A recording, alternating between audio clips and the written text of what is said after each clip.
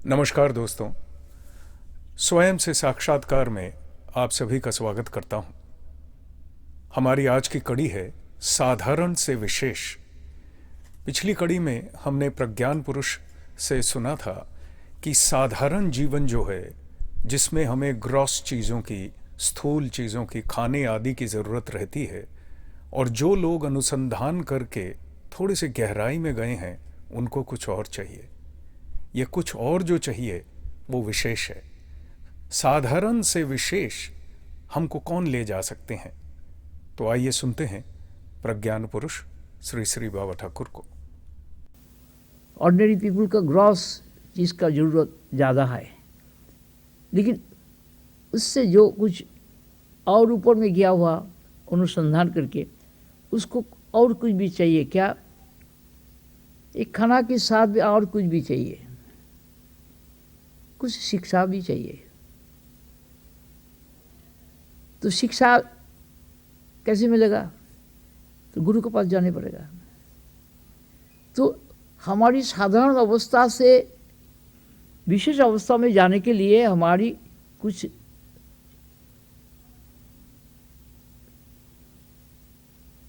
सहारा दूसरा आदमी से लेना पड़ता है। उसको ही गुरु कहता है, आचार्य कहता है, आचार्य गुरु। वो पुराना जमाना में उसको भी कहते थे गुणी उस्ताद, और वही बाद में आचार्य हुआ, शिक्षक हुआ, उसको बाद में गुरु आ गया। गुरु ने क्या मिलता है? जो चीज़ हमारी नहीं है वो चीज़ का संधान मिलता है। हमने प्रज्ञान पुरुष से क्या सुना, मैं एक बार दोहरा देता हूं। कुछ शिक्षा भी चाहिए, केवल ग्रॉस नहीं, कुछ शिक्षा भी चाहिए। तो शिक्षा कैसे मिलेगी? गुरु के पास जाना पड़ेगा। तो हमारी साधारण अवस्था से विशेष अवस्था में जाने के लिए कुछ सहारा किसी दूसरे आदमी से लेना पड़ेगा। उसको ही गुरु कहते हैं, आचार्य कहते हैं। आचार्य गुरु, पुराने ज़माने में उन्हें गुणी उस्ताद भी कहते थे, और वही बाद में आचार्य हुए, शिक्षक हुए। इसके बाद गुरु आ गए। गुरु से हमें क्या मिलता है? जो चीज़ हमारे पास नहीं है उसका संधान मिलता है। देखिए, ब्रह्म ज्ञानी की दृष्टि से, उसी बोध से, मैं बोध से, एकत्व बोध से सारी बातचीत हो रही है। इसको हमें थोड़ा ख्याल रख के चलना पड़ेगा। इस हिसाब से हम ज़रा जाते हैं कि साधारण गुरु जो हम जीवन में बराबर देखते हैं, किसी भी चीज़ की शिक्षा के लिए, जीवन जीने के लिए हमें कहीं ना कहीं जाना पड़ता है, कुछ समझने के लिए, बूझने के लिए। पढ़ाई लिखाई है तो स्कूल कॉलेज में जाना पड़ता है। बुज़ुर्गों से रोज का जो जीवन है हमारा, उसके बारे में हम काफ़ी कुछ जानकारी पाते हैं। जो हमारे बीच में, भीतर में अभिज्ञ लोग हैं, जिनका एक्सपीरियंस ज़्यादा है, ऐसे लोगों से भी हम काफ़ी जानकारी पाते हैं। लेकिन ये जो जानकारी है, ये स्थूल जगत की जानकारी है। ये कुछ ऐसी जानकारी है जो मटेरियल वर्ल्ड में, इसको मटेरियल साइंस बोलते हैं। इस मटेरियल साइंस की जानकारी ही हमें चारों तरफ से मिलती है। अब इसमें अगर हम बढ़ जाएं सदगुरु तक, तो सदगुरु से जो हमें जानकारी मिलती है वो हाईएस्ट लेवल की जानकारी होती है। उसके बाद और कोई विद्या नहीं है। तो हम जिस विद्या की चर्चा कर रहे हैं इस वक्त, वो विद्या है पराविद्या, और ये पराविद्या हमें केवल सदगुरु से मिलती है। तो आइए एक बार पढ़ के देख लेते हैं। सदगुरु प्रसाद किताब है बाबा ठाकुर के एक प्रवचन की, उसमें छोटे से तौर पे उन्होंने इसके बारे में क्या कहा है, ज़रा एक बार जानकारी कर लेते हैं। क्योंकि हम सदगुरु की वाणी फॉलो कर रहे हैं। गुरु हैं, संधान किस चीज़ का दे रहे हैं? जो हमारे पास नहीं है। लेकिन जो नहीं चीज़ है वो है क्या? वो सब चीज़ों को समेट कर एक रूप से हमारे पास आ रही है सदगुरु के माध्यम। दूसरे गुरुओं के माध्यम हमें पार्ट बाय पार्ट हर चीज़ मिलती है। एब्सोल्यूट होल की जानकारी नहीं मिलती, जिस जानकारी के बाद और कोई दूसरी जानकारी की हमें ज़रूरत नहीं रह जाती है। तो आइए देखते हैं, सुनते हैं क्या कहते हैं सद्गुरु। कहते हैं, आत्मज्ञान में प्रतिष्ठित पुरुष को अनात्मा का प्रभाव कुछ नहीं होता, इसीलिए उन्हें मुक्त पुरुष कहा जाता है। ये सर्वतोभाव से, अपन बोध में, स्वबोध में स्वाधीन भाव से विचरण करते हैं। बिल्कुल स्वाधीन होकर विचरण करते हैं। अपन बोध में सारे जगत को अपन बोध से देखते हैं, इसलिए उनको कोई परेशानी नहीं होती, कोई द्वैत बोध नहीं है, कोई दूसरा बोध नहीं है। आगे कहते हैं, इनकी कोई जात नहीं होती, कोई आश्रम नहीं होता, कोई नियम नहीं होता, कोई नियम नहीं होता। देखिए नियम के बारे में क्या कहते हैं। शास्त्रों में जो नियमों के बारे में कहा गया है, ये मुक्त पुरुष स्वतंत्र पुरुष होते हैं। संसारबद्ध मनुष्य के लिए इनको समझना बड़ा कठिन होता है। शास्त्रों के नियम आदि इनको बांध नहीं सकते हैं। हालांकि ये सारे नियम फॉलो करते हैं, किसी भी नियम का उल्लंघन नहीं करते, लेकिन बंधे नहीं होते, इसीलिए मुक्त पुरुष हैं। हम अगर नियम आदि को फॉलो नहीं करेंगे तो दुर्भोग भोगेंगे, और दुर्भोग हमारी तरफ से वो दुर्भोग इसलिए होगा क्योंकि हम उसे सहन नहीं कर पाते हैं। लेकिन ये जो मुक्त पुरुष हैं, उनके लिए दुर्भोग नाम की चीज नहीं है। देह में व्याधि रहती है या नहीं रहती है, इससे इनको कोई फर्क नहीं पड़ता है। आगे कहते हैं, इनका देह वास कर रहे हैं देह में, लेकिन है देहातीत। प्रकृति में वास कर रहे हैं, लेकिन हैं प्रकृति के अतीत। यही है ऋषि। ये अविद्या विद्या, स्थूल सूक्ष्म प्रवृत्ति सम्यक ज्ञान में अधिष्ठित होते हैं। ये नित्य समबोध में, अपन बोध में प्रतिष्ठित रहते हैं, इसलिए द्वैत भाव मुक्त हैं। इनके अंदर सुख दुख, भेदा भेद, अपना पराया, ज्ञान अज्ञान, जन्म मृत्यु प्रवृत्ति, परस्पर विरोधी सर्वविध भाव बोध कोई प्रभाव नहीं डालता है। देखिए हमारे अंदर इन चीजों का बहुत बड़ा प्रभाव होता है। सुख दुख, अच्छा बुरा, दिन रात, ये सारी चीजें हमारे जीवन को गाइड करती हैं। हम लोग इतनी आसानी से इसको मान नहीं पाते हैं। और ये लोग जो होते हैं, इन लोगों को इन चीज़ों से कोई फ़र्क नहीं पड़ता। इनके लिए भी दिन है रात है, अच्छा है बुरा है, लेकिन कोई भी उनके अंदर कोई चीज़ डिस्टर्ब नहीं करती है। अब इस बोध में, इस सोच में अगर हम आगे बढ़ें और देखें कि हमें ऐसे इंसान से, गुरु से क्या ज्ञान मिलता है। जो चीज़ हमारे पास नहीं है उसका ज्ञान हमें गुरु से मिलता है, ऐसा हमने सद्गुरु को सुना। ये किताब है एकत्व का विज्ञान, इसका पेज है 50। इसमें आइए मैं पढ़ के सुनाता हूँ क्या चीज़ है, ज़रा गौर से सुन लीजिएगा, बात क्लियर हो जाएगी। अगर आप अपने गुरु या संत के आदेश और निर्देशन के अनुकूल प्रतिदिन थोड़ा सा पढ़ें, कम से कम 1 पन्ना, आधा पन्ना या 10 पंक्तियां, जो धार्मिक ग्रंथ का एक पूर्ण चरण हो, और उन पंक्तियों के अंतर्निहित अर्थ के ज्ञान लाभ के लिए ईश्वर से प्रार्थना करें, जो आपके अंतरात्मन हैं, सत्य नित्य मूल हैं, तो आपको बहुत लाभ प्राप्त होगा। 2 बातें कही हैं। एक तो धारावाहिक रूप से डेली 10 लाइन तक भी अगर आप पढ़ें, वो कह रहे हैं धार्मिक ग्रंथ का एक पूर्ण चरण हो, इतना सा ख्याल रखना है। और उस ग्रंथ में से समझ आ रहा है नहीं आ रहा है, ये न सोच के ईश्वर से प्रार्थना करें कि आप उजागर करें इसका अर्थ बोध हमारे अंदर। ये 2 चीज़ें हैं केवल, एक पूरा चरण और प्रार्थना करके इस पाठ को करें, तो अर्थबोध जब आपके अंदर खेलेगा तो आप बहुत लाभवान होंगे। अदरवाइज हम लोगों को क्या लगता है कि समझ में नहीं आया, ये तो बहुत ही कठिन विद्या है, ये सारी चीज़ें हमें डिस्टर्ब करती हैं। आगे कहते हैं, उन्हें आपकी पूरी जानकारी है और वह अपनी और आपकी सच्ची विनम्र भक्ति परक उपगमन की प्रतीक्षा कर रहे हैं। आपकी प्रतीक्षा कर रहे हैं, आप उनकी तरफ आइए। तो सच्ची भक्ति के रहित ज्ञान कभी संपूर्ण नहीं हो सकता। आप बहुत कुछ सीख सकते हैं परंतु उसका आत्मसात नहीं कर सकते।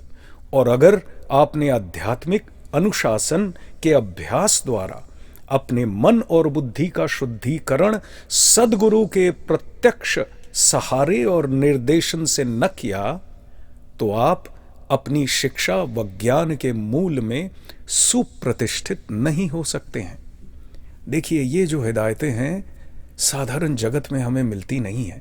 बड़ी स्पेसिफिक बातें कह रहे हैं, कहे एक ही सेंटेंस में दिया है उन्होंने। याद रखिएगा, कोई भी शिक्षा आप ग्रहण करते हैं, वो शिक्षा अगर आपको आत्मसात करनी हो, अर्थात अपने साथ मिला के एक करनी हो, वो बाहरी शिक्षा बाहर नहीं रह गई, आपके अंदर मिलके आपके साथ एक हो गई, तो आत्मसात होने की शिक्षा हमें अक्सर बाहर नहीं मिलती है। ये तो फैक्ट है।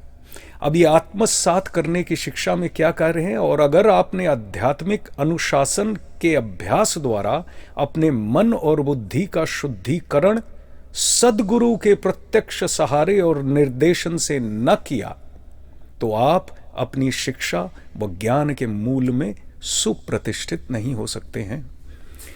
हम लोगों के जीवन में हम अक्सर देखते हैं, एक शिक्षा प्राप्त करते हैं, भूल जाते हैं, सुप्रतिष्ठा नहीं होती है, फिर उसको लेते हैं, फिर भूल जाते हैं। याद रखिए, गैप कहाँ है, कमी कहाँ है? ये कमी जो है उन्होंने पूरी कर दी है। कह रहे हैं सद्गुरु के निर्देशानुसार अगर आपने मन बुद्धि का शुद्धिकरण उनको एक शांत अवस्था में विचलित अवस्था से हटा के कम से कम एक शांत, रीजनेबली शांत अवस्था में नहीं लाएंगे, तब तक वो बैठेगी नहीं। चंचल मन में कोई चीज़ बैठती नहीं है।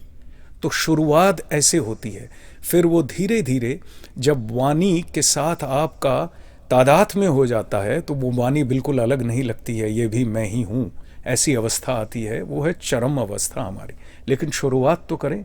शुरुआत हम लोगों में अक्सर रह जाता है क्योंकि ऐसी विद्या नहीं मिलती है।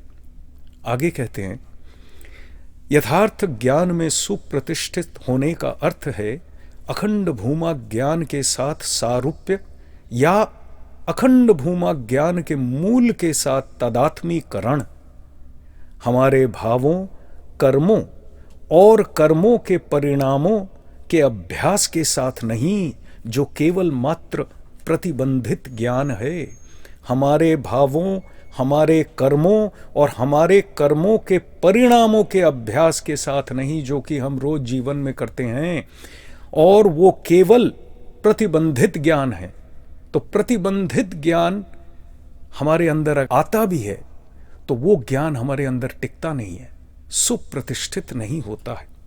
आगे कहते हैं, यथार्थ ज्ञान पूरी तरह से दिव्य है, आपका असल स्वरूप है। यह है अखंड भूमा का ज्ञान, जिसमें ज्ञाता और ज्ञेय है केवल मात्र अभिव्यक्तियां जो प्रतिबंधित हैं, अतः वह असत्य है। हमारा ज्ञान होता है ज्ञाता ज्ञेय का ज्ञान। एक ज्ञेय वस्तु होती है जिसको मुझे जानना है, पाना है, इस हिसाब से हम ज्ञान अर्जन करते हैं या किसी कर्म को करते हैं। तो ज्ञाता ज्ञेय का जो भेद है, इस भेद की वजह से कह रहे हैं कि वो असत्य है। असत्य है क्योंकि वो टिकता नहीं है हमारे अंदर। जो चीज टिकी नहीं, पूर्ण रूप से बैठी नहीं, वो असत्य हो गई। आज है कल नहीं है, क्षणभंगुर। आगे कहते हैं, बिना किसी वर्जन के सबका सत्य स्वरूप है ज्ञान, आनंद, शांति परम, जिसकी प्राप्ति के लिए आप कई युगों से प्रयत्न कर रहे हो, जन्म जन्म। हम जानते नहीं हैं, प्रयत्न उसी के लिए कर रहे हैं। एक छोटा सा बच्चा पैदा होता है, खिलौना दे दीजिए तो अक्सर आप देखेंगे बच्चे थोड़ी देर खेलने के बाद खिलौनों को तोड़ देते हैं। तो सदगुरु के मुख से सुना है कि तोड़ते क्यों हैं, ढूंढ खुद को रहे हैं। थोड़े दिनों के बाद स्कूल में जाते हैं, दोस्तों से मिलते हैं, किताबों के साथ परिचय होता है, ढूंढ खुद को रहे हैं। यह भी कोई ज्ञान नहीं देता है। कॉलेज में भी यही, आगे बढ़ जाते हैं तो खुद को जब तक ढूंढ के पूर्ण रूप से नहीं पा जाते हैं, तब तक ये भूख जारी रहेगी। भले ही हम आज अनजान हैं, लेकिन ये जानकारी हमें केवल उनसे मिलती है जो इस सत्य में प्रतिष्ठित हैं, जो निज बोध में प्रतिष्ठित हैं, उनके अलावा ये जानकारी हमें कोई दे नहीं सकता है। बाकी सारी किताबी जानकारी है, इंटेलेक्चुअल नॉलेज है, बौद्धिक ज्ञान है, इससे आगे कुछ नहीं है। हमारा समय समाप्त हो चला है। हम इस कड़ी को जारी रखेंगे हमारे अगले एपिसोड में, साधारण से विशेष। आइए सुनते हैं केदार नारायण बोडास जी से प्रज्ञान पुरुष श्री श्री बाबा ठाकुर का एक उद्गत भजन।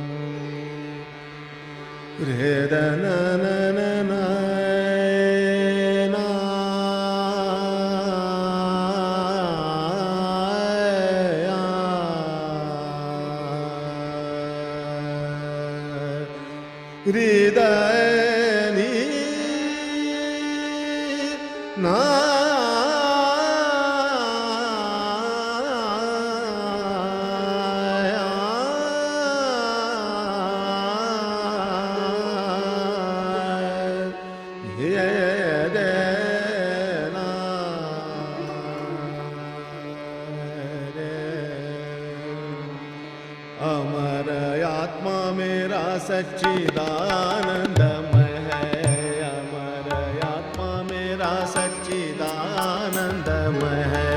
नित्य अद्वैत स्वयं अस्ति भाति प्रीतिमय है, नित्य अद्वैत स्वयं अस्ति भाति प्रीतिमय है। विश्वातीत विश्व कारण विश्व श्रेष्ठा विश्वमय है, विश्वातीत विश्व कारण विश्व श्रेष्ठा विश्वमय है। स्वयं निर्गुण गुणमय नित्य लीलामय है, स्वयं निर्गुण गुणमय नित्य लीलामय है। अमर आत्मा मेरा सच्चिदानंदमय है, अमर आत्मा मेरा सच्चिदानंदमय है।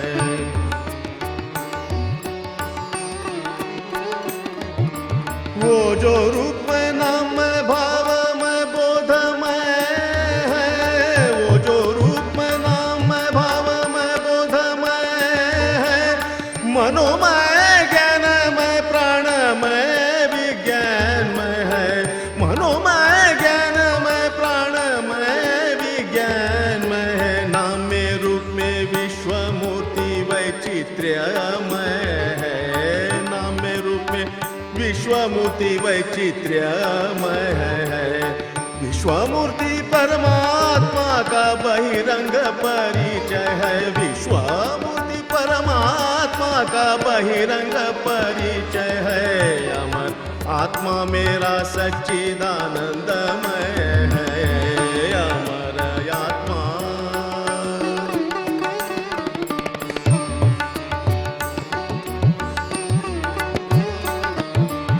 बाहर में विश्व रूप प्रकाश उनका सत्यमय है,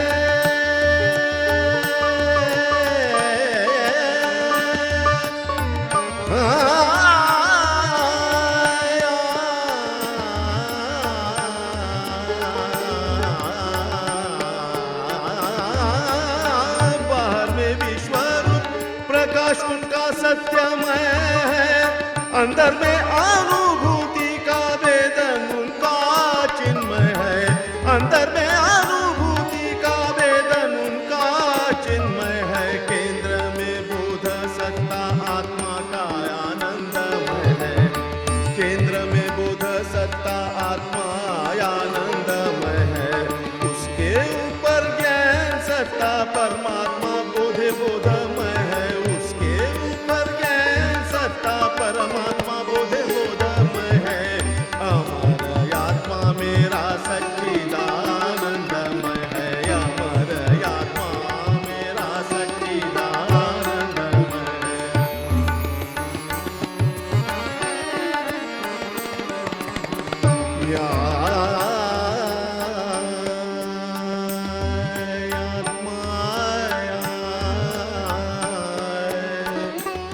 आत्मा आत्मा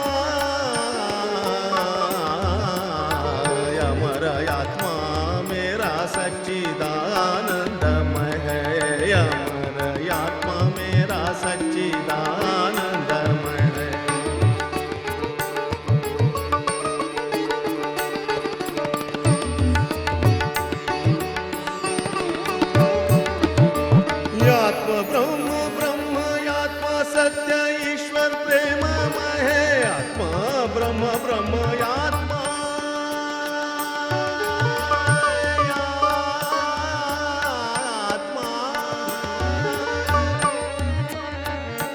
आत्मा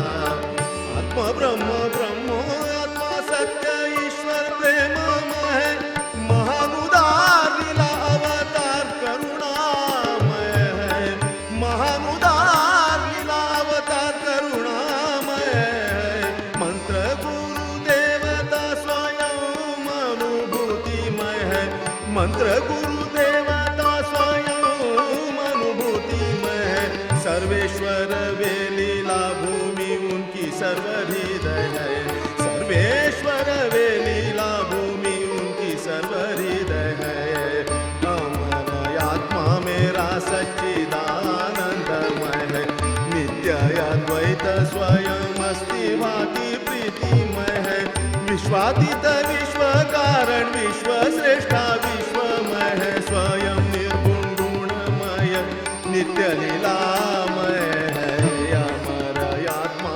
मेरा सच्चिदानंदमय है अमर आत्मा मेरा सच्चिदानंदमय है अमर आत्मा मेरा सच्चिदानंद